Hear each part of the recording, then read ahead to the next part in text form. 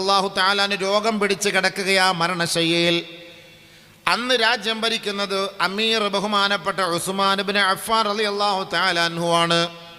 ഉസ്മാൻ ഇബ്നു അഫ്ഫാൻ റളിയല്ലാഹു തആല അൻഹു അന്ന് അമീറായിരിക്കുമ്പോൾ ബഹുമാനപ്പെട്ട അബ്ദുല്ലാഹ് ഇബ്നു മസ്ഊദ് റളിയല്ലാഹു അൻഹുവിനെ കാണാൻ വേണ്ടി വന്നു.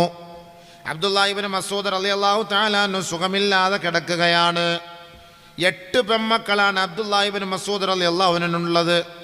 ബഹുമാനപ്പെട്ട അമീറുൽ മുഅ്മിനീൻ ഉസ്മാൻ ഇബ്നു അഫ്ഫാൻ റളിയല്ലാഹു തആല അൻഹു വന്നിട്ട് പറഞ്ഞു, അല്ല അബ്ദുല്ലാ, നിനക്ക് ഖജനാവിൽ നിന്ന് കുറച്ച് പൈസ ഞാനിതാ ഓഫർ ചെയ്തിട്ടുണ്ട്.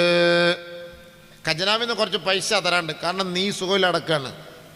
മാത്രമല്ല നിൻ്റെ മക്കൾ 8 മക്കൾ പെൺമക്കളാണ്, ജീവിക്കാനൊരു വഴി ഉണ്ടാവില്ല എന്ന് ഞാൻ മനസ്സിലാക്കുന്നു. അതുകൊണ്ട് നീ ദാരിദ്ര്യത്തിൽ പെട്ടുപോകാതിരിക്കാൻ ഖജനാവിൽ നിന്ന് കുറച്ച് പൈസ നിനക്ക് വേണ്ടി ഞാൻ തീരുമാനിച്ചിട്ടുണ്ട്. അതേ കിടക്കയിൽ